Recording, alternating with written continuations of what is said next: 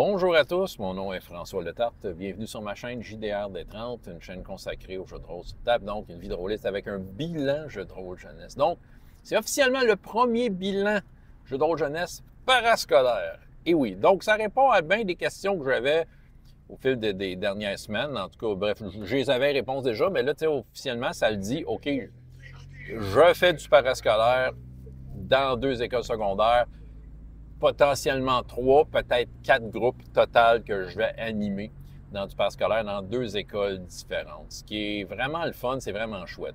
L'école Fadette, donc ça va être les mardis Fadette, eux autres, ils ont commencé déjà, ils ont peut-être 2 semaines d'avance avec l'autre école que j'attends des nouvelles pour la composition des groupes. Mais une chose est sûre, c'est qu'eux autres sont très enthousiastes. Ils ont voulu m'avoir de bonne heure, tout ça.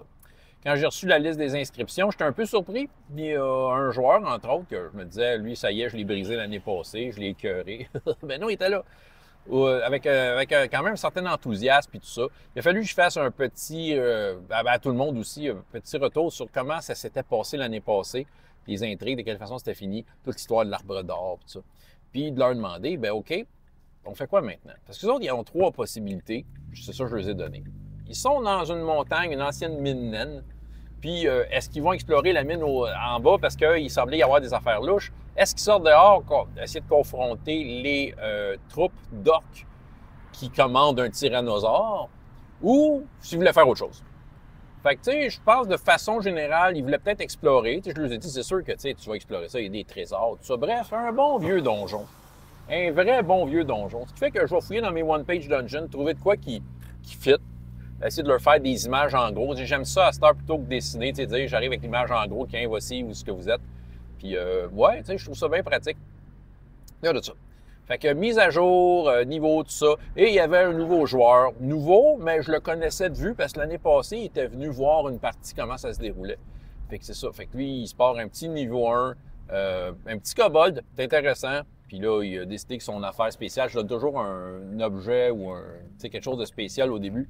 Il appelle ça un loup intergénérationnel. Bref, le loup a 2 pouvoirs.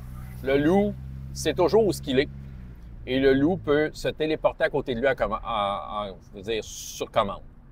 Fait que, tu sais, ça donne un petit edge popé pour un niveau 1 qui permet de pallier un peu avec ce que les autres ont. Mais les autres ils ont comme looté les anciens personnages qui sont partis. Fait que je vais laisser faire ça. Le prêtre du groupe qui priait l'arbre d'or, dans le fond, le prêtre du groupe qui priait l'arbre d'or a un petit arbre d'or miniature qui a été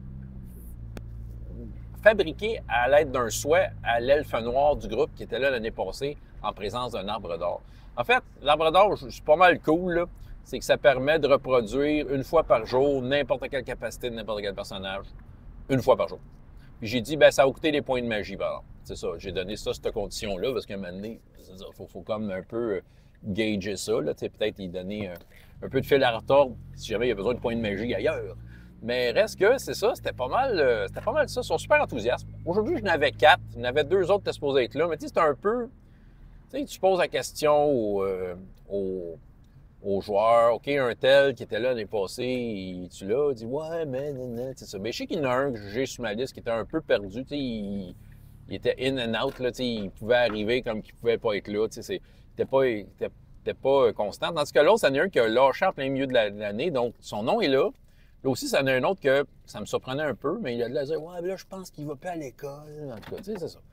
Faut quand même relancer un peu le monde, voir ce qu'il y en est, puis, tu sais, les repartir là où ils sont. Mais reste que, c'est ça. Fait que dans le fond, ouais, on a mis ça au jour. Les fameuses petites feuilles que j'ai montrées dans ma dernière vidéo, là, qui narguent les joueurs, là, mais en fait, qui leur met la vérité dans pleine gueule, là. Je les avais oubliés pour y montrer la semaine prochaine, mais j'en ai parlé un peu. Puis, tu sais, c'est sûr qu'avant de commencer, je vais leur rappeler ceci, regardez ça, tu sais. Peut-être leur rappeler les bonnes pratiques, séparer le groupe, assumez votre choix. Puis toute la petite liste que j'ai faite, puis, mais j'ai quand même fait le speech sur le passant que tu peux headshotter, tu sais. Pourquoi que tu peux pas headshotter un dragon? Parce que c'est un dragon. Mais un passant, tu peux. Puis là, je les ai fait un peu l'allégorie, j'aimais bien. Tu sais, dans les légendes, le loup-garou, c'est comme le jeu loup-garou, mais tu sais, qui mange tous les villageois, là. Mais tu sais, le loup-garou, tu checkes les stats, là, veut dire, à quelque part, là, je regarde vos personnages, ils sont capables de l'affronter, le loup-garou, là. Mais les passants, ils peuvent pas. Fait que c'est ça. Fait que vous, votre job, c'est d'affronter ce qui mange tout le village. Fait que c'est ça. Fait que je trouve que ça met en perspective certaines choses.